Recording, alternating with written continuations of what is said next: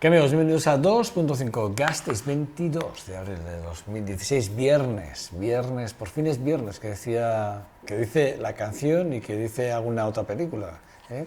Más allá de que sea viernes y más allá de que pensemos en relajarnos, en disfrutar del fin de semana, los amigos y todo ese tipo de cosas, más allá de todo esto, sí que es verdad que para nosotros, aun cuando sea viernes y sea uno de esos programas en cuanto a formato mucho más escueto, porque tenemos una portada que ya os digo, hoy vamos a hablar de libros, y vamos a hablar de un libro que yo creo que Jean-François Sauré, cuando pensó en este libro, en la realidad que refleja, que vamos a hablar de ella, Melillas inalambradas, yo creo que no pensaba que la repercusión que iba a tener iba a ser tan importante y tan de actualidad por todo el éxodo que estamos sufriendo, ya no solo en la parte africana, de la cual vamos a hablar, sino también en la parte europea, evidentemente.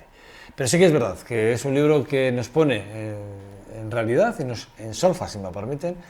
Bueno, y va a ser nuestra portada en este 2.5 Gasteiz en este día 22.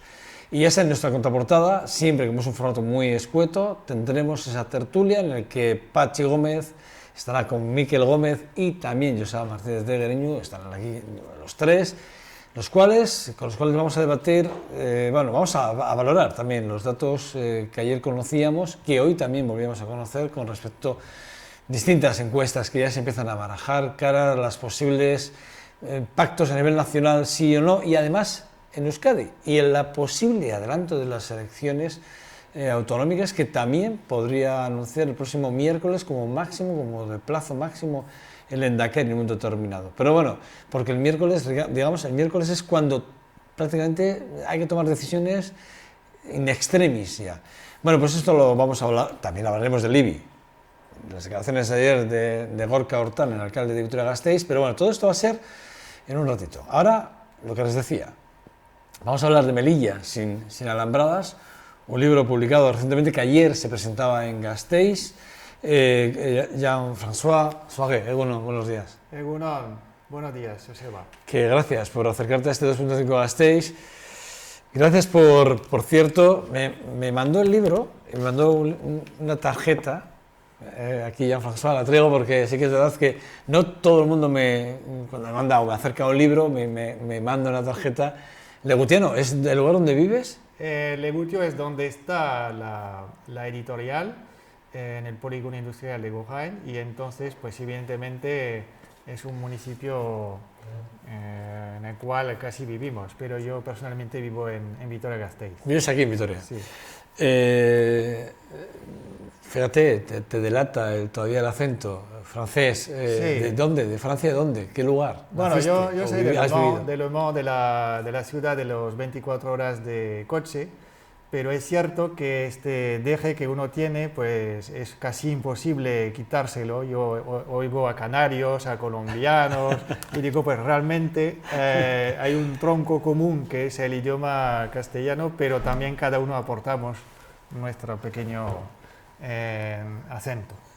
La verdad es que esto de ser escritor y editor, aquí tenemos a nuestro Roberto Lastre, que es también escritor y editor, hombre que ha hecho mucho por la literatura en Vitoria y por muchos escritores aquí en Álava, pero sí que es verdad, ¿no? ¿Cómo uno se nace,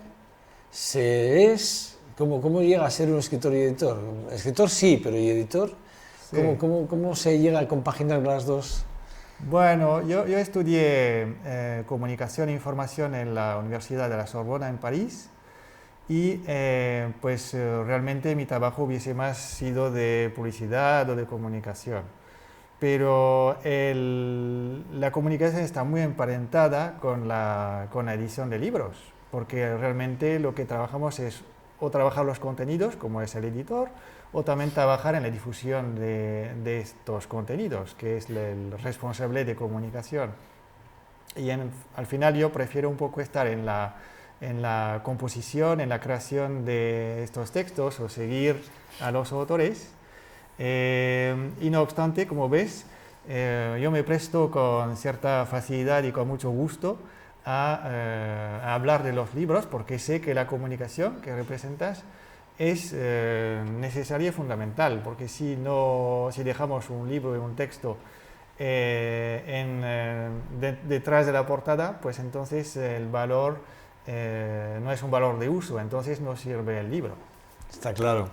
Bueno, el caso es que sí que es verdad que tu pasión por la escritura, ¿no? Y por el control de, como tú bien dices, de alguna forma, de la creatividad, ¿no? De la creación, es la que te lleva, te empuja a ser editor de alguna forma. Lo del escritor lo llevas ya encima, está claro por tus estudios y tus conocimientos, pero lo de la edición lo llevas por la parte creativa, que también es importante. Eso es. ¿Cómo llegas a Melillas sin alambradas? ¿Cómo llegas a pensar en este poemario que habla de las realidades tan importantes de África? Bueno, decir que el poemario está escrito en lengua francesa. Está, Yo puedo bueno, está en, no, traducir, sí. Está en francés y Está en en castellano. francés, castellano. Lo escribo de una forma inicial en lengua francesa porque sí lo puedo presentar y defender en español, pero no lo hubiese podido escribir en castellano. Por este motivo, yo conté con la colaboración de Aurora Cuadro Fernández, una vitoriana, y ella pues es, diría, casi coautora del libro. Ella defiende el animato del traductor. Dice, bueno, cuando traduzco un libro intento ser muy fiel al autor y creo que cada vez lo consigue de una forma extraordinaria, por eso elegí a Aurora para traducir este poemario del francés al español, para que el lector en castellano no pues, lo pudiese entender bien. Pero yo, como poeta, me considero más un instrumento también, no me considero como plenamente un creador. Yo creo que la vida es la música, el intérprete es el alma y el instrumento es la persona. Yo me considero solamente un instrumento, capto una información, un sentimiento y esto lo quiero pasar en formato de libro. Pero realmente yo creo que lo que describo en el libro es una vivencia que a mí me supera plenamente, pero que creo que es importante descubrir a través de estas líneas. Hablas de la realidad contemporánea desgarradora de la África mítica. Hablas en este poemario y además en la contraportada, cuando hablas del texto, que entiendo que es tu texto, que es un texto tuyo, ¿a qué te refieres? ¿De qué África estamos hablando?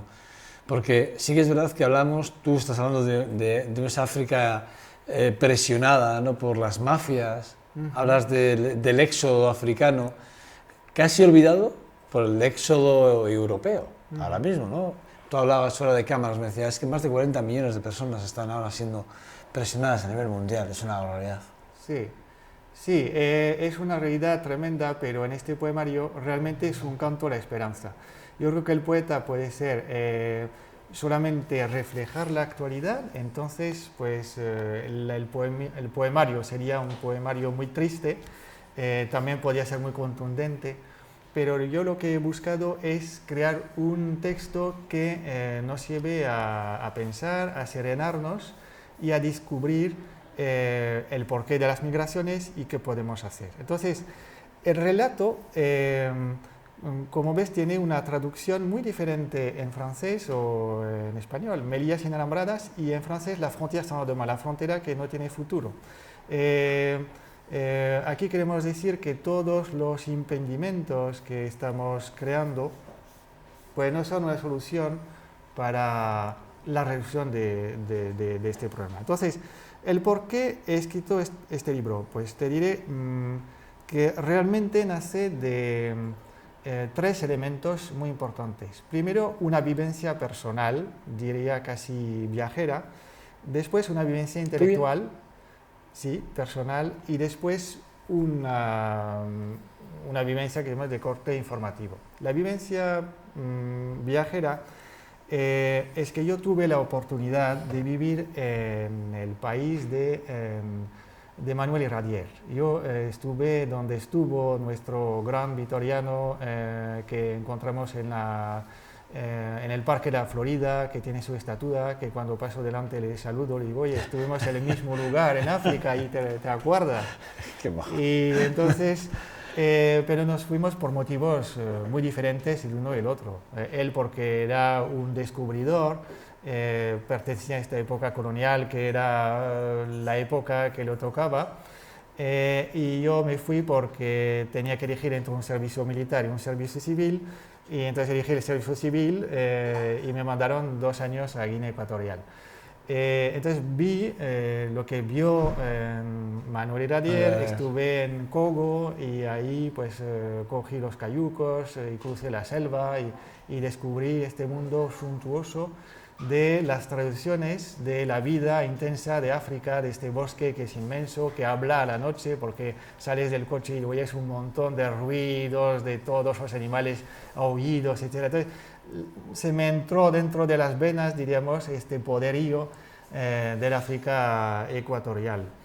Y por otra parte, Melilla, claro que fue, que también es en la actualidad España, tiene otra realidad. Melilla son 28 siglos de historia, es una ciudad que se fundó antes que muchísimas otras ciudades de la península, por lo tanto no es una colonia. Melilla es un territorio totalmente español. Y el presidente de la Casa de Miria en Madrid me comentaba, me decía, Melilla es un símbolo de convivencia no necesariamente ideal. Y él tenía añoranza por lo que vio o lo que vivió como Melilla, que era una ciudad con una frontera porosa donde la gente podía ir a Marruecos con facilidad, la gente de Marruecos podía entrar fácilmente en Melilla y se mantenía esta dimensión sociable humana de una ciudad que vivían en su hinterland con total normalidad. Entonces esto es un poco la vivencia africana. La vivencia intelectual es muy importante porque para escribir un libro no es suficiente la vivencia viajera, sino que hay que tener un trasfondo. Y entonces es un trasfondo, diría que es casi cartográfico. A mí me apasiona ver cómo desde la antigüedad la búsqueda de los europeos o de los africanos del norte a África del centro era de fascinación.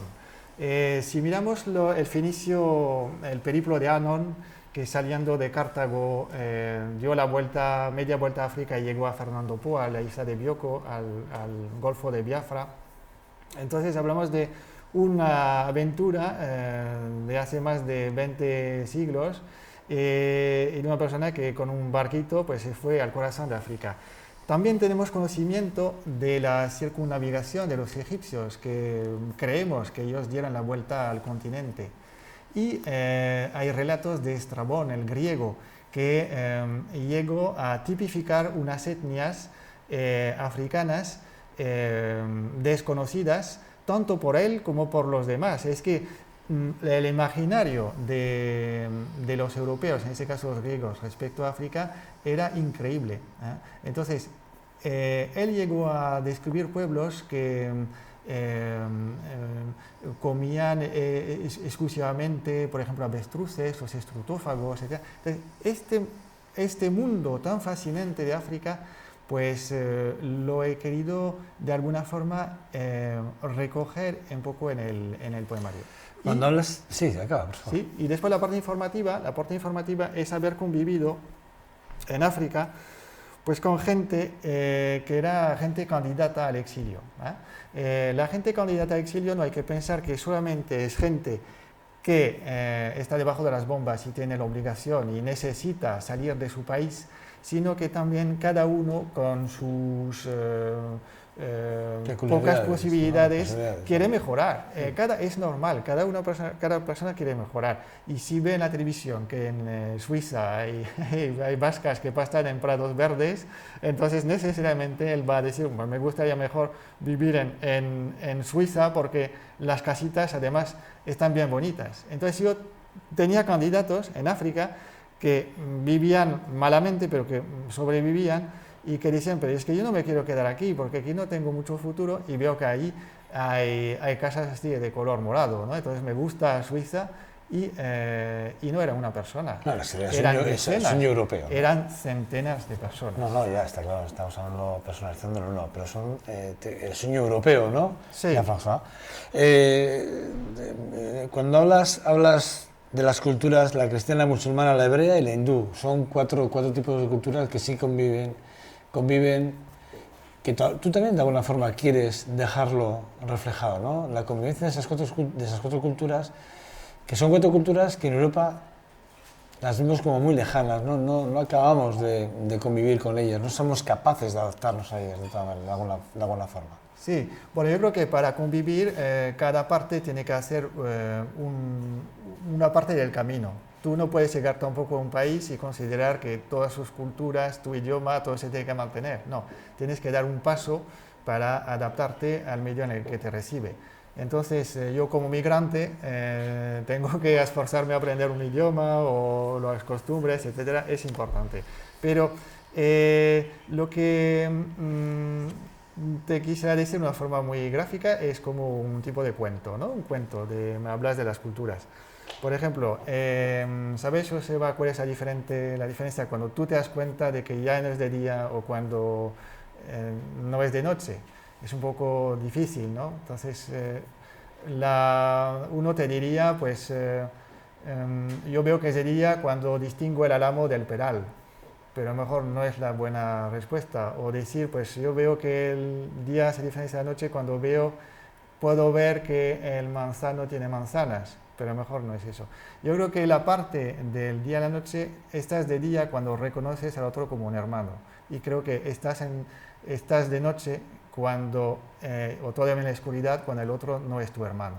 Entonces lo que tenemos que hacer a través de la poesía es quitar estas barreras, llegar al corazón, que es donde anida el poeta estas palabras que surgen de no sabemos muy dónde, para después transmitirlas. Creo que el poemario es sobre todo eso, de amor y de calidad personal. Hay relatos que nos hacen entender muy bien cuál es esta dimensión que contamos en el libro, no de esta realidad del día a día, sino de esta necesidad de abrirnos de brazos. Una refugiada contaba su camino. Decía, pues yo soy una nigeriana, he tenido que cruzar el Sáhara, en el Sáhara me han violado, estaba delante de las rejas de Melilla, de las concertinas, no pude saltarlas, me cogieron las guardias de Marruecos, me llevaron a Rabat. En Rabat tengo mi niña, para dar de comer yo estoy mendigando.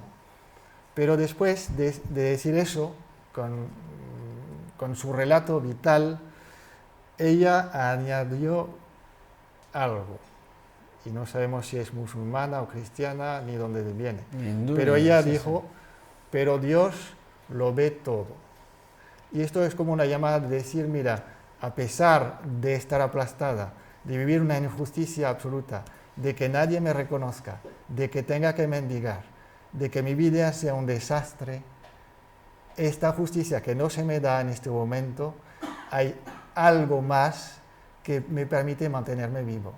Y yo creo que este mantenerse vivo es esta fortaleza, esta heroicidad de gente que ni nos damos cuenta del esfuerzo que supone para ellos dejar su tierra, su vida, su casa, su familia, su idioma. En la presentación que hicimos en Madrid estaba también el pasado 17, el Comité 17 de abril, ¿no? Nacional de los Sordos de España, que vinieron con un traductor de manos.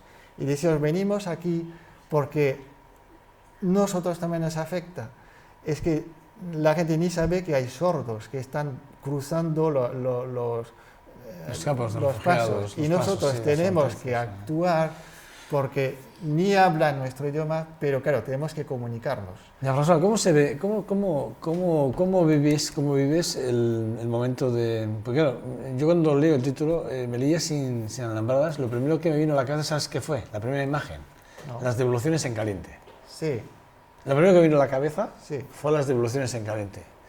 ¿Cómo lo reflejas? ¿O cómo es ese momento? ¿Cómo está en tu cabeza ese momento? Bien, entonces, este momento no se trata en este poemario, pero sí que tenemos una respuesta. Pero de alguna forma, sí, bueno, sí, pero sí. se trata o no se trata, yo sí que creo que de alguna forma sí que está, ¿no? Porque... Sí, está, pero digamos que El poemario hace más preguntas y después sí que damos una respuesta. Yo te voy a dar una respuesta porque evidentemente hay algo que comentar sobre este asunto. Pero el poemario está pensando de otro modo. Yo lo que te quiero decir es que a mí lo primero que me vino, la primera imagen en cuanto leí el título, dije, vendía sin alambradas. Sí. Dije, es que, o sea, lo primero que vino es, claro, empecé a pensar, Claro. además con el tirón de orejas de Europa hacia España por las devoluciones, bueno... Y voy a contestar, pero tengo que contextualizar. El libro está escrito, entre comillas, por unas personas que vivirán dentro de 50 años. ¿Eh? Es decir, que nos encontramos con una situación resuelta y los que redactan, entre comillas, este libro son historiadores que visitan Melilla cuando la valla ha desaparecido. Y ellos hacen un poco la contabilidad, el cómputo de todo lo malo que se ha hecho y se dan cuenta de que, bueno, pues ya el problema no existe, pero ellos sí que hacen un poco el repaso de cómo pudo existir eso. Y entonces se ven con un poco con ojos asombrados, pero lo bueno del poemario es que realmente hemos superado esta dificultad. Entonces nos encontramos con un texto en el cual tenemos gente que va a hacer un viaje de Melilla hacia el corazón de África, mientras que también en el libro hablamos de este flujo inverso de Anón, de África hacia Europa. Vale, pero no es un relato de actualidad, al revés, es un relato para intentar tomar un poco de distancia, elevarnos para ver mejor la realidad. Entonces, contestando a tu pregunta, yo lo que puedo transmitir es lo que el CEAR, el Comité Español de Ayuda a Refugiados, que estuvo también en la presentación del 17, quiso transmitir y me dijo, por favor, cuando tengas unas presentaciones del libro, pues hazte vocal de nuestras ideas, porque es un poco lo que a la ciudadanía queremos decir a raíz de este libro, que los vean interesantes porque escribieron el epílogo. Entonces, para ellos, las medidas que se pueden tomar son, primero, crear vías seguras para llegar a Europa, no poner a la gente en manos de mafias, porque esto es lo peor. Después, piden visados humanitarios expedidos en consulados en el extranjero, es decir, el derecho de solicitar asilo en diferentes países. Imagínate, por ejemplo, tú estás en Marruecos, puedes ir al consulado de Rabat, decir, estoy mendigando, tengo una niña, me han violado, vivo donde está el Boko Haram, y entonces el consulado pueda emitir su sentencia, digamos, para que tú puedas viajar como refugiado. Entonces, lo que sería necesario sería completar el dispositivo en los países afectados por la llegada masiva de inmigrantes para que la gestión de los visados se hiciese en territorios no europeos, pero que permitiesen dar el paso y un paso seguro. Y lo que también piden es no externalizar en países que no respetan los derechos humanos, lo que ellos llaman los estados satélites gendarmes. No es de recibo que nosotros como continente seamos la cuna de los derechos humanos y demos el bulto de cómo vamos a gestionar una situación que no nos gusta, porque a lo mejor nos gusta, pero hay que solucionarlo, y entonces hacemos lo de Poncio Pilatos, ¿no? Lavamos las manos, te damos el dinero y a ver cómo tú te arreglas. Te refieres a Turquía.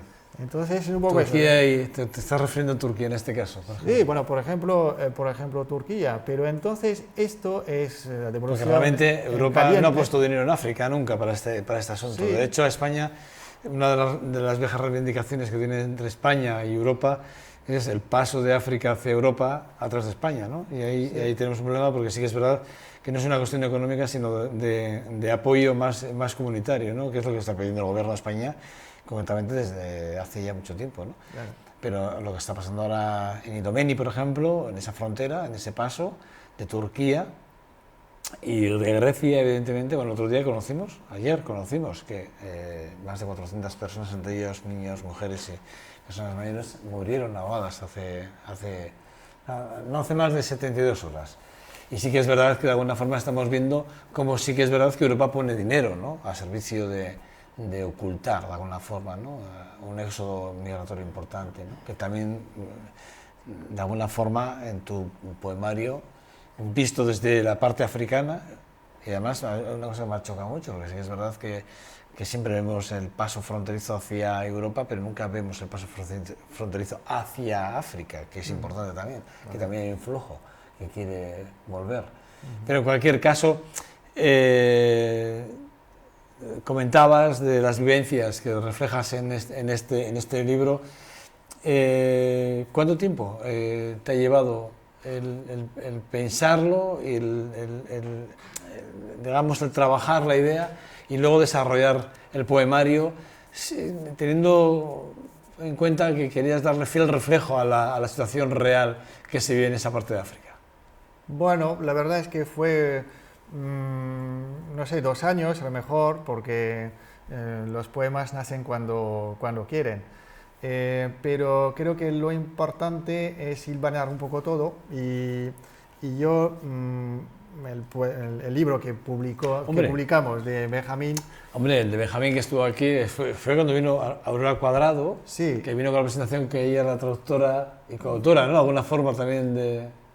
Sí, creo que el poemario es para conmover a las conciencias, pero no para sentirnos como culpables, no.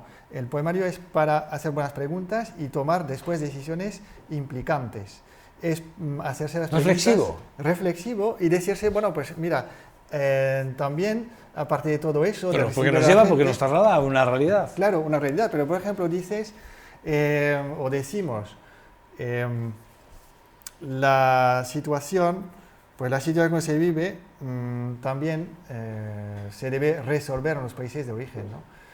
No solamente hay que decir, pues, los flujos llegan, pero ¿cómo resolvemos en el país de origen? Pero eso es una denuncia, eso es, y la por ejemplo, si me lo permites, decir, yo aquí en este programa, sí. Cada vez que hablamos de los refugiados, o hablamos del conflicto de Arabia, o hablamos de Siria, o hablamos de cualquier país así en el que está en un conflicto, siempre hablamos de cuán ha sido la importancia de la injerencia de países europeos o de primer orden en países de tercer orden, en el que sí que hemos tenido mucha importancia y hemos sido partícipes importantes de las rupturas políticas sociales, culturales, y hemos generado mafias, bueno, en intereses propios. Y siempre hemos dicho, yo aquí siempre hemos dicho, y aquí gente que está conmigo siempre en esta mesa de debate, te puedo decir que aquí hemos hablado del origen como uno de los principales pilares importantes para poder erradicar los problemas que ahora mismo tenemos en el mundo. Claro. Y volviendo entonces a este sentimiento de qué es un refugiado, yo leeré un trocito de Benjamín más allá del exilio, que habla de los propios españoles que fueron refugiados en Francia. Y decía lo siguiente: esto para hacer el nexo, el puente, recordar la parte caliente de lo que uno vive. Si viene de atrás, de otro país, a lo mejor no lo nota, pero si viene de alguien que fue de su familia, entonces a lo mejor le impacta más. Y en este libro de Benjamín se decía, en un primer momento no hubo ningún tipo de ayuda para aquellos infelices. En las playas desnudas que el viento golpeaba, los refugiados tuvieron que cavar agujeros en la arena para protegerse, aunque fuera mínimamente de las inclemencias del invierno. El hambre, la sed, el frío, las heridas y las enfermedades supusieron atroces sufrimientos. Los muertos se contaban a miles. La disentería debida en parte a la insalubridad del agua que se consumía en aquellos campos, el tifus y la gastroenteritis causaron estragos entre los internos que no recibían cuidado alguno aunque estuvieran heridos o enfermos. Decenas y decenas de miles de pobres desgraciados estaban ahí, aparcados, algunos con una manta sobre los hombros. Bueno, pues esto fue hace 80 años y era gente que ya se llamaba Pérez, Gómez, Cortagena y todos esos nombres. Entonces esto es lo que está ocurriendo delante de las vallas que existen. Entonces la solución no es hacer que la gente pobre y maltrecha y pidiendo auxilio les dejemos como apartados. Entonces, en el poemario, yo lo que digo es que evidentemente la los planteamientos son importantes y hay que reconocer en un primer momento la fortaleza de este continente, de esta gente, de su patria, que es una patria que están en búsqueda, pero creo que lo recorremos bastante bien. Hablas del epílogo que ha hecho CEAR, que es la Comisión Española de Ayuda al Refugiado, que está en el epílogo, que es un epílogo que, bueno, que CEAR, que aquí les hemos tenido a CEAR Euskadi más de una vez, a Rosabel Rote, con la cual hemos hablado en más de una vez, en más de una ocasión en esta mesa.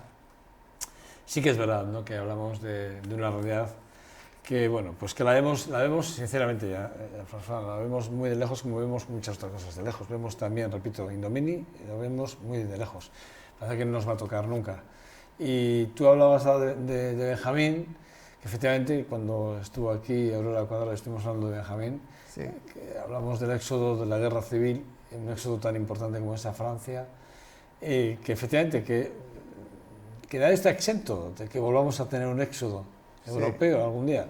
Tuvimos una guerra en Yugoslavia, en Centro Europa, hace un poquito. El tema es decir, y si a mí me tocara, ¿cómo me gustaría que me recibieran? Es que a lo mejor que no te recibieran con una limusina, no, pero que te recibieran con una cierta dignidad. Esto es lo que se puede pedir. Un mínimo de respeto, ¿no? Entonces, una parte del poema, que yo creo que con eso ya habremos dado, creo que la vuelta, pero sí que no me quiero despedir sin leer una pequeña parte del poema. Además. Entonces te diría una parte que es, mi país no es una frontera, es la arena. Mi mina no es una mina, es la tierra. En ese amarillo formado por el polvo que arrastra consigo el viento, en un continente sediento hemos viajado para devolver unas imágenes, las que tomaron nuestros antepasados por ignorancia, por indiferencia, también las nuestras propias, la de los dos bordes, para encontrar en el corazón del viaje un espacio donde vivir con la memoria. Mi país no es una frontera, es la arena. Mi tren no es mi tren, es polvo.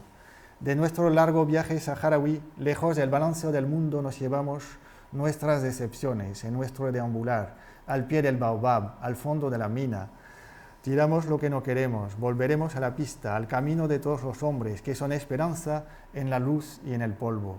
Mi país no es una frontera, es la arena. Mi mina no es una mina, es la tierra. Mi tren no es mi tren, es polvo. Mi país no es una frontera, es la arena. La tierra de la que hablo es donde tú te instalas. Es la de nuestro gran viaje, la de la vida en los labios agrietados, felices, por este tercer té que calma el cuerpo y el espíritu. Precioso. De Rosa. Muy agradecido, no tengo palabras. Agradecido por tu visita, agradecido por tu buen hacer, y entiendo que estarás trabajando ya en algunos textos nuevos. Bueno, de momento Cosas nuevas. Estoy como preparando tiradas de otros autores, que vamos a sacar 5 novedades para el mes de julio, y entonces pues es muchísimo trabajo. Pero tú como autor, ¿estás trabajando en algunos textos ya? ¿En otros siempre tengo ¿en otro poemario? cositas, ¿Una novela? ¿Tienes algún reto por ahí? Bueno, siempre tengo algún relato pensado. Pero sí, en el caso, de momento me centro en los autores que te comento. Muchos a la vez, ¿eh? Sabes que tenemos más de 500 ISBNs.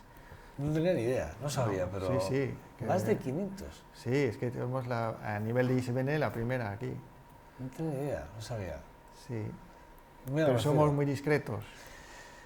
Te espero en este programa, François. Te espero además que me traigas autores de esos 500 que tienes, según vayas publicando, para darlos a conocer en nuestra casa. De los próximos, ¿cómo se llaman?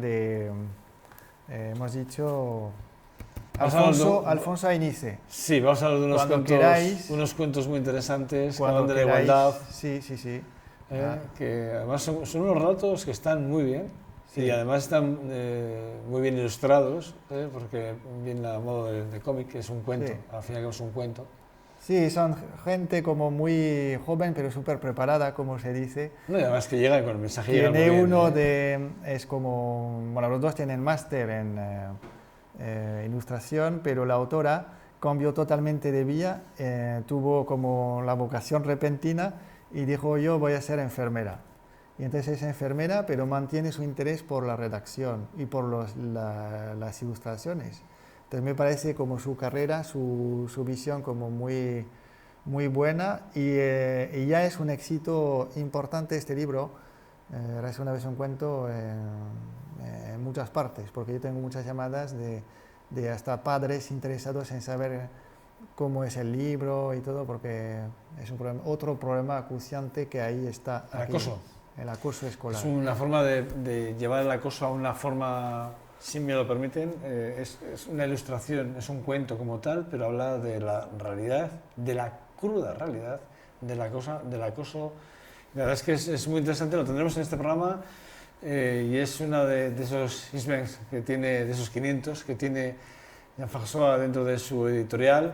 Y bueno, pues estarán en este programa, este 2.5 Gasteiz en breve. Medio millar con mucho esfuerzo, pero mucha dedicación y mucho placer en trabajar para los autores y después, evidentemente, para los lectores que puedan recoger esta tensión, esta pasión que viven cada uno haciendo sus textos, ilustraciones.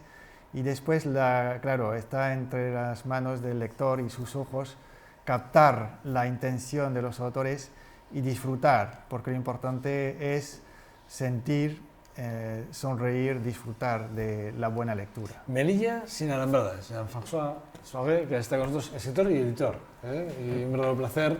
Gracias, Joseba. Gracias a ti. Es más, te emplazo para que vengas en más de una ocasión, tú como autor, tú como editor y tú como escritor, invitado a esta casa. Muchísimas gracias. ¿Te parece? Gracias. Hablaremos. Gracias a ti. Bueno, una pausa muy breve para la publicidad y nada, despedimos a François y seguimos en nuestra tertulia. Hasta ahora.